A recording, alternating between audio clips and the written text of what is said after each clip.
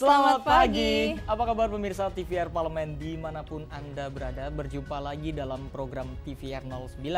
Bersama saya Alfa Rizky dan juga rekan saya. Dan bersama saya Elisa Purba. Pemirsa, seperti biasa dalam 30 menit ke depan kami akan menyajikan kepada Anda sejumlah berita nasional.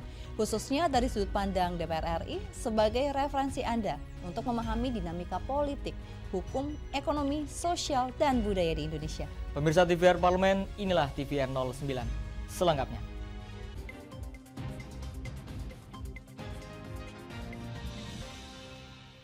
Pemirsa, kita awali TVR 09 pada pagi hari ini dari Komisi 2 DPR RI yang meminta pemerintah untuk mengevaluasi ulang keputusan terkait dengan penyelesaian masalah Rempang untuk meminimalisir konflik antara penguasa dengan masyarakat. Konflik antar masyarakat dan pihak pengembang proyek strategis nasional kawasan ekonomi baru di Pulau Rempang, Batam terus berlanjut. Konflik bermula saat BP Batam berniat merelokasi ribuan warga adat Melayu yang bermukim di Rempang dengan mengerahkan personel kepolisian, TNI, dan Satpol PP. Komisi 2 meminta pemerintah tetap memperhatikan kepentingan dan kesejahteraan masyarakat terdampak pengembangan proyek kawasan ekonomi baru di Rempang. Anggota Komisi 2 Muhammad Muras meminta penyelesaian masalah Rempang tidak hanya menguntungkan pihak investor, pemerintah juga harus mendengarkan keluhan dan kepentingan masyarakat. Meski diklaim menciptakan hingga 30.000 lapangan kerja dan ditargetkan mampu menarik investasi hingga 381 triliun pada tahun 2080, Muras meminta pemerintah untuk mengevaluasi ulang keputusan tersebut untuk meminimalisir konflik antara penguasa dengan masyarakat. Harus diajak partisipasi, diberi penjelasan yang jelas, termasuk hak-hak perlindungan mereka apa. Kalau itu nggak dijelaskan, mungkin rakyat juga nggak tahu. Malah tiba-tiba dipindahkan, direlokasi, pekerjaan dia di situ, penghasilan dia di situ, mungkin tanah di situ kehidupan dia tiba-tiba dipindahin. Beralih ke tempat baru itu nggak mudah menurut saya. Makanya disinilah kebijakan dan kearifan pemerintah maupun investor dengan memperhatikan hak-hak masyarakat perlu dilihat. Halim Amrullah, TVR Parlemen, melaporkan. Pemirsa, sebagai upaya untuk mencegah terjadinya konflik yang berkepanjangan di Pulau Rempang, Komisi 3 DPR RI mendorong pemerintah untuk mencari solusi terbaik yang tidak merugikan masyarakat adat. Anggota Komisi 3 DPR RI Santoso mengecam tindakan represif aparat kepolisian terhadap warga Pulau Rempang dan meminta Kapolri menindak tegas aparat yang terbukti bersalah. Santoso meminta aparat kepolisian bekerja secara profesional dan humanis kepada warga Pulau Rempang sehingga tidak menimbulkan tragedi kemanusiaan. Menurut Santoso, pembangunan proyek strategis nasional di Pulau Rempang tidak boleh merugikan warga masyarakat adat. Untuk itu, ia mendorong pemerintah mencari solusi terbaik agar tidak terjadi konflik berkepanjangan. Baik bagi rakyatnya. Jangan dengan alasan bahwa di lokasi itu akan dijadikan proyek strategi nasional, tapi mengabaikan tentang hak-hak rakyat, mengabaikan nilai-nilai kemanusiaan, mengabaikan hak-hak rakyat dalam berusaha, karena banyak yang juga berusaha di sana, hidup di sana gitu. Untuk itulah atas kejadian ini, karena banyaknya korban, saya berharap agar ada tindakan yang tegas dari Kapolri agar persoalan ini segera diselesaikan secara profesional. Yang memang bersalah diberikan sanksi. Yang kedepannya harapannya adalah agar masyarakat tidak teraniaya kembali. Helmi Darmawan, TVR Parlemen, melaporkan. Pemirsa, tahun 2024 Ibu Kota Republik Indonesia akan dipindahkan ke Kalimantan Timur dengan sebutan Ibu Kota Nusantara. Dan informasi selengkapnya pemirsa akan kami hadirkan usai jeda berikut ini. Tetaplah di TVR 09.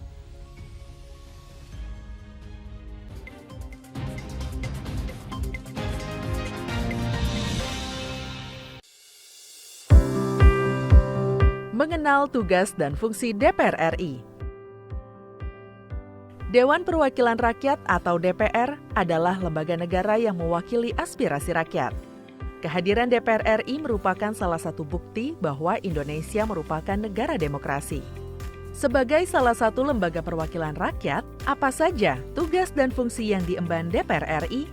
Berdasarkan pasal 20A ayat 1 Undang-Undang Dasar 1945, DPR memiliki 3 fungsi, yakni fungsi legislasi, anggaran, dan pengawasan. Tugas dan wewenang DPR berbeda untuk setiap fungsinya. Yang pertama, fungsi legislasi. Menyusun program legislasi nasional atau prolegnas, menyusun dan membahas rancangan undang-undang, menerima rancangan undang-undang yang diajukan oleh DPD, membahas rancangan undang-undang yang diusulkan oleh Presiden ataupun DPD, menetapkan undang-undang bersama dengan Presiden, menyetujui atau tidak menyetujui peraturan pemerintah pengganti undang-undang yang diajukan oleh Presiden untuk ditetapkan menjadi undang-undang. Yang kedua, fungsi anggaran. Memberikan persetujuan atas rancangan undang-undang tentang APBN yang diajukan oleh Presiden. Memberikan persetujuan terhadap pemindahtanganan aset negara maupun terhadap perjanjian yang berdampak luas bagi kehidupan rakyat yang terkait dengan beban keuangan negara. Menindaklanjuti hasil pemeriksaan atas pengelolaan dan tanggung jawab keuangan negara yang disampaikan oleh BPK. Memperhatikan pertimbangan DPD atas rancangan undang-undang tentang APBN dan rancangan undang-undang terkait pajak, pendidikan, dan agama. Yang ketiga, fungsi pengawasan.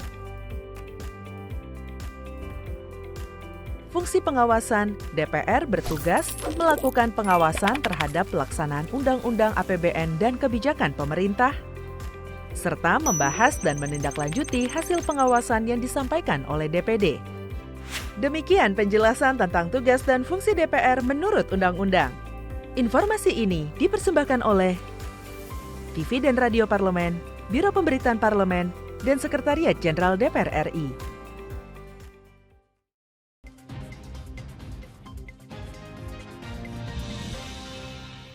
Kembali bersama kami di TVR 09. Pemirsa, Badan Legislasi DPR RI menilai rancangan Undang-Undang Daerah Khusus Jakarta disusun untuk mengatasi kekosongan hukum terhadap pelaksanaan pemerintahan di Jakarta dengan berpindahnya ibu kota negara ke Kalimantan Timur. Tahun 2024, Ibu Kota Republik Indonesia akan dipindahkan ke Kalimantan Timur dengan sebutan Ibu Kota Nusantara. Terkait itu, Badan Legislasi DPR RI bersama pemerintah sepakat memasukkan rancangan Undang-Undang Daerah Khusus Jakarta dalam program legislasi nasional tahun 2023 untuk mencabut status Ibu Kota Negara dari Jakarta.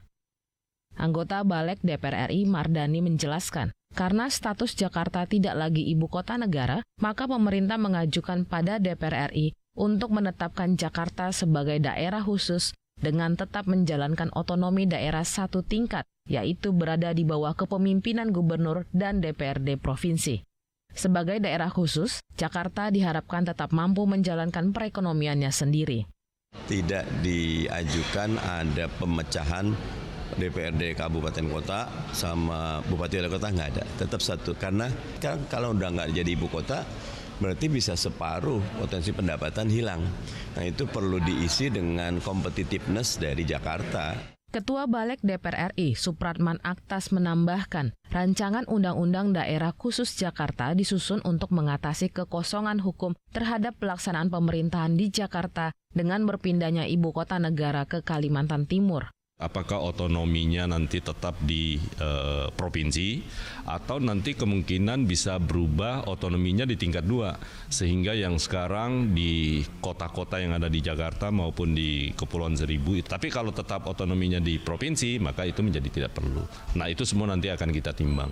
Tim Liputan TVR Parlemen melaporkan. Beralih ke informasi selanjutnya, pemirsa, Komisi 11 DPR RI berharap penambahan penyertaan modal negara dapat membantu keuangan BUMN dalam menjalankan aksi korporasi dan program prioritas dari pemerintah. Kepada Komisi 11 DPR RI, Menteri Keuangan menyampaikan rencana penambahan PMN di tahun 2023 untuk 5 BUMN. Selain itu, ada 3 BUMN penerima PMN yang akan dicairkan di awal triwulan 1 tahun 2024 yang masuk dalam RUU APBN tahun 2024. Wakil Ketua Komisi 11 DPR RI, Dolfi, menyatakan pihaknya akan membahas lebih lanjut terkait rencana suntikan PMN tersebut. Tambahan modal melalui PMN diharapkan membantu keuangan BUMN dalam menjalankan aksi korporasi dan program-program prioritas dari pemerintah. PLN, Hutama Karya, Wijaya Karya, BPUI, SMF, terus ASDP. Jadi PMN-nya itu ada yang tunai, ada yang barang milik negara, kemudian di PMN-kan, ada juga konversi piutang. Sementara itu, anggota Komisi 11 DPR RI Gus Irawan mendukung PMN untuk BUMN dan bisa direalisasikan secepatnya. Dengan begitu, BUMN penerima PMN bisa segera memanfaatkan dana untuk kepentingan program kerja perusahaan. Beberapa PMN 2024 nanti agar direalisasikan di awal waktu. Kita bisa pahami maksudnya adalah supaya kemudian pemanfaatan dana PMN itu bisa kemudian dimanfaatkan oleh BUMN penerima PMN lebih di awal waktu. Tentu maksudnya adalah untuk mendapatkan manfaat lebih awal. Oki dan Teguh, TVR Parlemen melaporkan. Pemirsa, Komisi 3 DPR RI meminta pemerintah dan Polri untuk menindaklanjuti adanya dugaan tindak pelanggaran hukum yang dilakukan oleh Bank Pengkreditan Rakyat Restu Arta Makmur. Sejumlah korban Bank Perkreditan Rakyat Restu Arta Makmur mengadukan praktek mafia perbankan pada Komisi 3 DPR RI terkait banyaknya pelanggaran oleh pihak BPR yang berujung pada pemaksaan penjualan aset melalui lelang sebelum jatuh tempo. Anggota Komisi 3 DPR Rahmat Muhajirin menyoroti regulasi internal yang diberlakukan pihak BPR dan perlu dievaluasi. Prosedur dari pihak BPR seolah diadakan. Aspirasi para korban BPR tersebut akan disampaikan pada Polri agar ditindaklanjuti ada tidaknya pelanggaran hukum. Selain itu, Komisi 3 DPR akan berkoordinasi dengan Komisi 11 DPR untuk menyurati OJK terkait kasus ini. Pemerintah juga diminta melakukan pendampingan terhadap para korban BPR. Regulasi BPR internal itu merugikan mereka itu ya.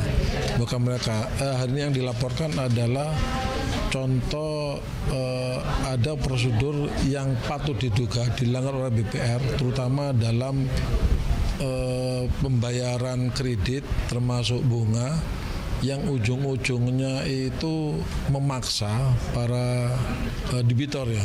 Debitor ini untuk menjual asetnya.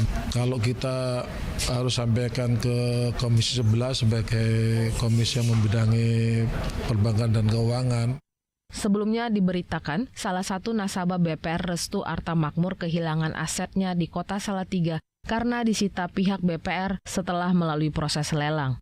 Adapun pemenang lelang adalah Direktur BPR Restu Arta Makmur bernama Winarko. Vincent dan Bondan, TVR Parlemen melaporkan.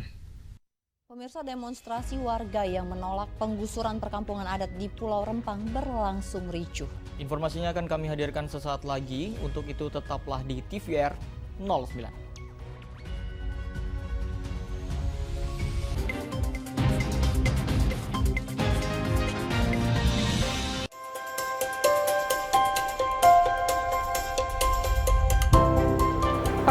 Dalam sejarah Indonesia, tahun 2024 kita mengadakan pemilu serentak, legislatif dan eksekutif baik di tingkat pusat maupun daerah.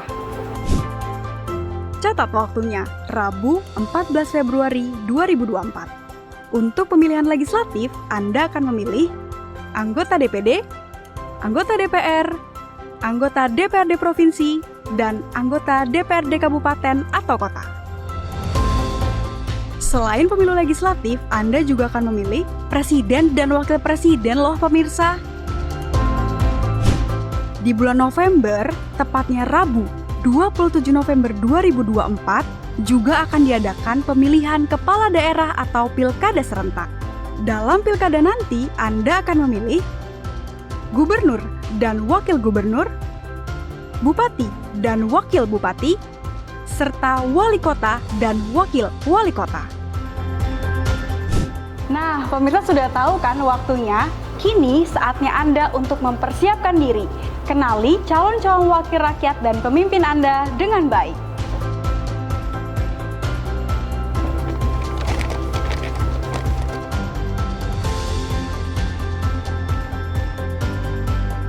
Jangan sampai kesempatan untuk memilih calon wakil rakyat dan pemimpin Anda terlewat begitu saja. Ayo ramaikan pesta demokrasi pemilu 2024 dengan meriah. Demi masa depan bangsa Indonesia.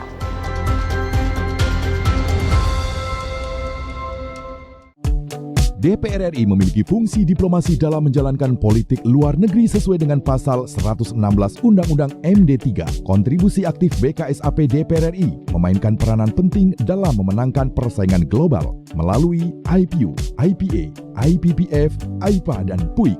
BKSAP memiliki komitmen yang tinggi dalam krisis kemanusiaan dunia. Fungsi diplomasi dijalankan untuk mendukung upaya pemerintah dalam melaksanakan politik luar negeri.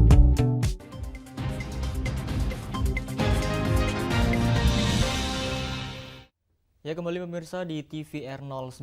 Pemirsa, proyek Rempang Eco City yang digarap PT Makmur Elok Graha ini ditargetkan bisa menarik investasi hingga 381 triliun rupiah pada tahun 2080. Dan pemirsa, DPR RI menilai adanya penolakan dalam pembangunan ini merupakan suatu hal yang biasa terjadi, sehingga penolakan-penolakan tersebut sepatutnya disikapi dengan cara-cara kemanusiaan dan juga bersifat persuasif. Dan pemerintah diharapkan mencari jalan tengah terkait konflik Rempang, termasuk bagaimana menyikapi respon warga yang menolak direlokasi. Untuk mengetahui informasi selengkapnya, mari kita simak liputan rekan kami yang telah dihimpun oleh redaksi TVR Parlemen dalam segmen editorial Parlemen berikut ini.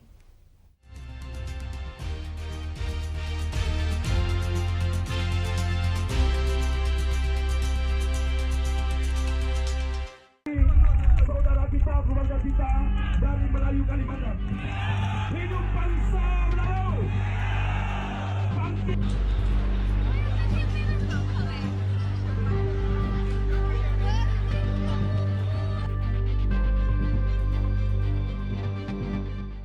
Pembangunan Rempang Eco City masuk dalam program strategis nasional tahun 2023.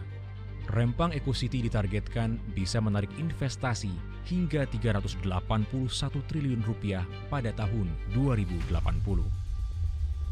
Berdasarkan situs BP Batam, proyek ini akan memakan 7.572 hektar lahan Pulau Rempang atau 45,89% dari keseluruhan lahan Pulau Rempang yang memiliki luas sebesar 16.500 hektar. Demi pengembangan proyek ini, warga sekitar harus direlokasi. Makanya kembali masyarakat setempat itu harus diajak partisipasi, diberi penjelasan yang jelas, termasuk hak-hak perlindungan mereka apa. Kalau itu nggak dijelaskan, mungkin rakyat juga nggak tahu. Malah tiba-tiba dipindahkan, direlokasi, pekerjaan dia di situ, penghasilan dia di situ, mungkin tanah di situ, kehidupan dia tiba-tiba dipindahin. Beralih ke tempat baru tuh nggak mudah menurut saya. Makanya disinilah kebijakan dan kearifan dari pemerintah maupun investor dengan memperhatikan hak-hak masyarakat perlu dilihat, perlu diperhatikan. Menurut saya itulah. Dalam konflik di Pulau Rempang antara masyarakat dan pihak pengembang, banyak pihak menilai tindakan represif yang dilakukan aparat penegak hukum sangat tidak dibenarkan. Masyarakat mulai dari ibu-ibu, anak-anak, dan usia lanjut harus menerima dampak tembakan gas air mata. Tindakan represif aparat membuat DPR RI geram. DPR RI meminta Kepala Kepolisian Republik Indonesia menindak tegas oknum aparat yang menyalahi aturan. Seharusnya Aparat kepolisian bekerja secara profesional dan mengedepankan pendekatan humanis kepada warga Pulau Rempang sehingga tidak menimbulkan tragedi kemanusiaan. Jangan dengan alasan bahwa di lokasi itu akan dijadikan proyek strategi nasional, tapi mengabaikan tentang hak-hak rakyat, mengabaikan nilai-nilai kemanusiaan, mengabaikan hak-hak rakyat dalam berusaha, karena banyak yang juga berusaha di sana, hidup di sana. Untuk itulah atas kejadian ini, karena banyaknya korban, saya berharap agar ada tindakan yang tegas dari Kapolri.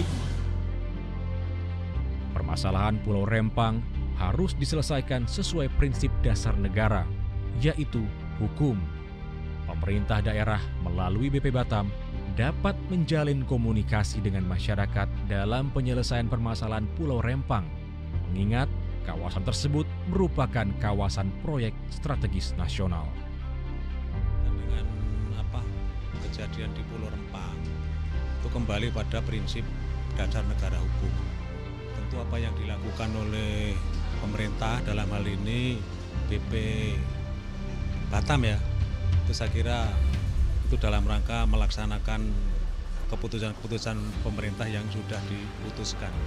Hanya ada beberapa hal yang harus menjadi perhatian bersama, bahwa di dalam satu proses pembangunan ataupun proses-proses yang berkaitan dengan pengadaan tanah untuk kepentingan umum, negara tidak boleh semena-mena.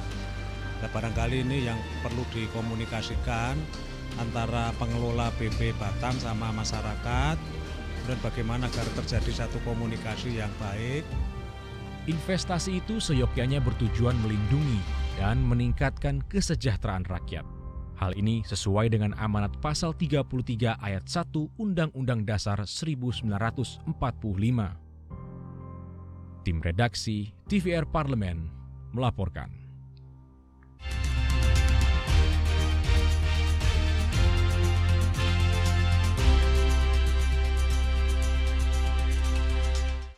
Ya, pemirsa juga Alfat, kali ini kita akan membahas mengenai melakukan aktivitas ekstrim yang seru.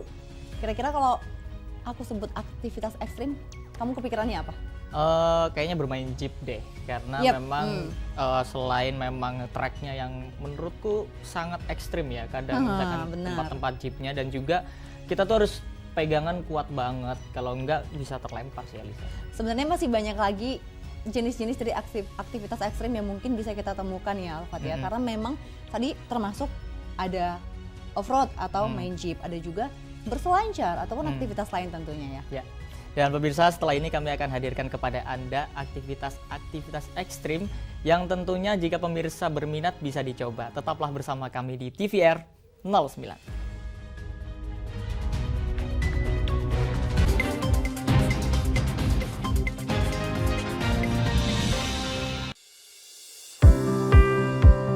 Mengenal tugas dan fungsi DPR RI.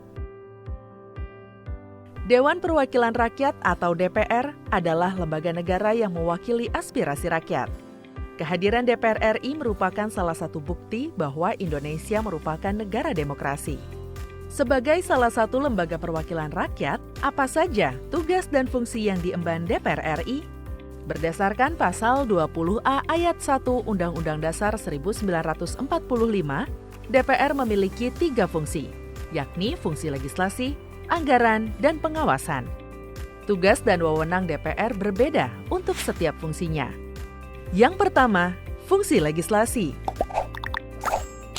Menyusun program legislasi nasional atau prolegnas, menyusun dan membahas rancangan undang-undang, menerima rancangan undang-undang yang diajukan oleh DPD, membahas rancangan undang-undang yang diusulkan oleh Presiden ataupun DPD, menetapkan undang-undang bersama dengan Presiden, menyetujui atau tidak menyetujui peraturan pemerintah pengganti undang-undang yang diajukan oleh Presiden untuk ditetapkan menjadi undang-undang. Yang kedua, fungsi anggaran.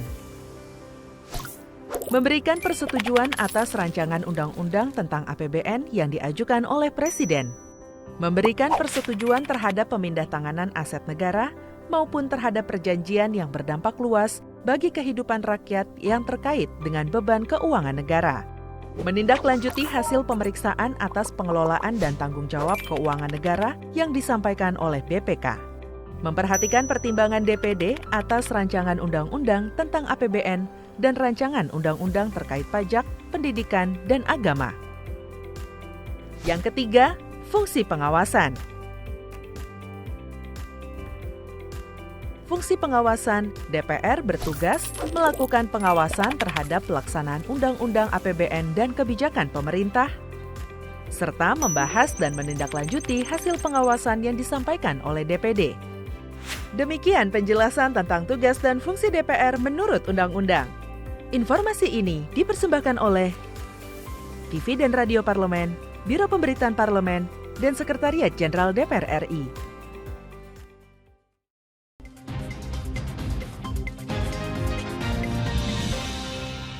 Ya, Anda kembali menyaksikan TVR 09 pemirsa. Ya, Lisa dan juga pemirsa, tadi kami sudah membahas ya terkait dengan aktivitas-aktivitas yang dapat memicu adrenalin. Ya, benar. Yaitu salah satunya pemirsa ini dapat melakukan aktivitas yang ekstrim. Ini sih tidak disarankan ya kalau misalkan memang tidak disertai keberanian yang cukup, Ya. kemudian kesiapan mental, Betul. dan juga persiapan-persiapan tentunya perlu banyak yang dilakukan. Benar. Karena memang banyak pilihan ya Lisa, karena kita hanya perlu mengunjungi sebuah taman hiburan atau yang ada dengan wahana ekstrimnya seperti roller coaster dengan kecepatan tinggi, kemudian juga ada wahana air yang curam dan juga wahana yang berputar-putar.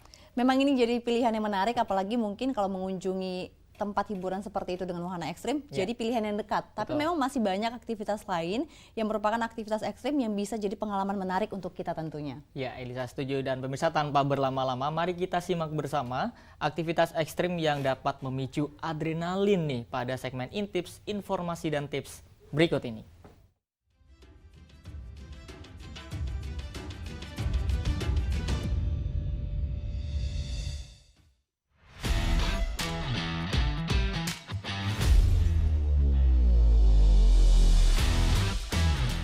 Pemirsa TVR Parlemen, siapa di sini yang suka melakukan kegiatan ekstrim? Kalau kamu salah satunya, ada info menarik nih buat kamu.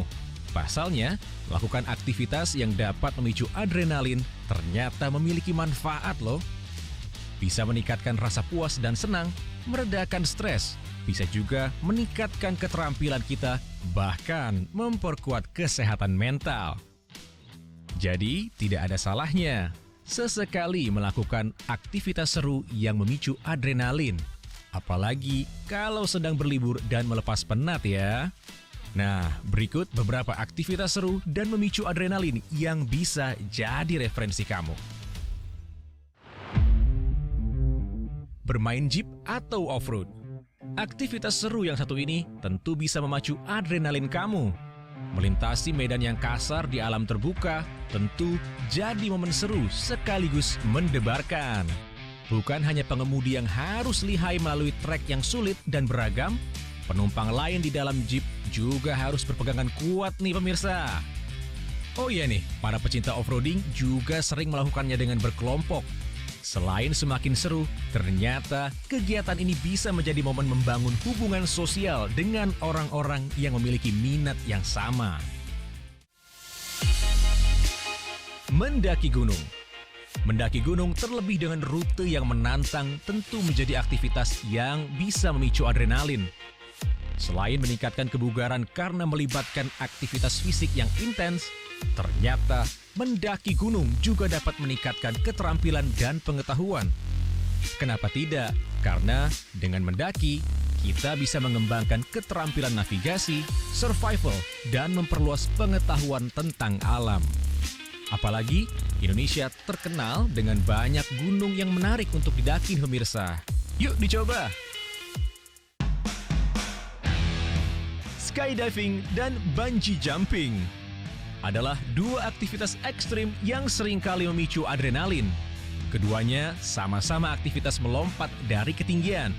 Bedanya, skydiving terjun bebas dari pesawat udara atau balon udara dengan menggunakan parasut, Sedangkan bungee jumping melompat dari ketinggian dengan seutas tali karet yang diikatkan ke tubuh kita.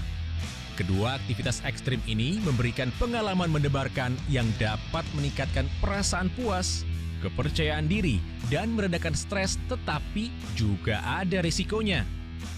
Jadi, harus dipastikan ya, melakukan aktivitas ini dengan instruktur yang berpengalaman, menggunakan peralatan yang aman, dan mengikuti pedoman keselamatan yang ketat. Bermain wahana ekstrim. Memicu adrenalin dengan bermain wahana ekstrim sepertinya banyak menjadi pilihan ya.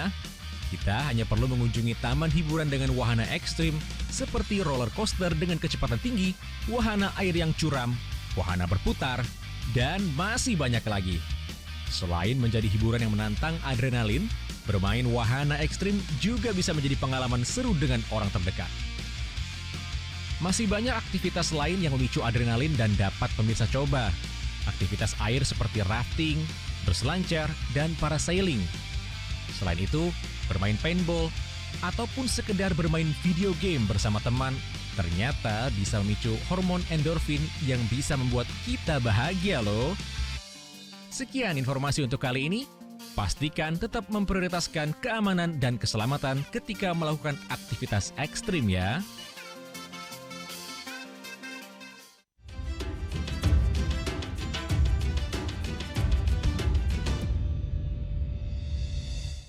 Ya baik pemirsa, di penghujung acara kami informasikan kepada Anda sejumlah agenda DPR RI pada hari ini, Kamis 14 September 2023. Ya pemirsa, pada pukul 10 waktu Indonesia Barat, ada Komisi 4 DPR RI yang akan mengadakan rapat kerja dengan Menteri Kelautan dan Perikanan, Dirut PT RNI, Dirut PT Perikanan Indonesia, dan Dirut PT Garam dengan agenda membahas mengenai penyesuaian rencana kerja anggaran kementerian dan lembaga di tahun 2024 sesuai hasil pembahasan Badan Anggaran. Kemudian pada pukul 15 waktu Indonesia Barat, Komisi 11 DPR RI akan rapat kerja dengan Kepala Otorita IKN membahas penyesuaian rencana kerja anggaran kementerian dan lembaga sesuai hasil pembahasan Badan Anggaran. Juga masih ada sejumlah rapat dan juga agenda dari DPR RI lainnya. Tentunya masih dapat Anda saksikan secara langsung di TVR Parlemen. Melalui kanal utama, kanal komisi, dan juga kanal alat kelengkapan dewan lainnya dapat Anda akses di tvr.dpr.co.id. Pemirsa TVR Parlemen, segmen tadi sekaligus menutup perjumpaan kita pada pagi hari ini. Dan kami segenap kru TVR Parlemen yang bertugas tentunya mengucapkan terima kasih telah menyaksikan TVR 09 pagi ini. Saya Elisa Purba, juga rekan saya Alfat Rizky, sampai berjumpa kembali di TVR 09 esok hari. TVR Parlemen, Referensi Indonesia.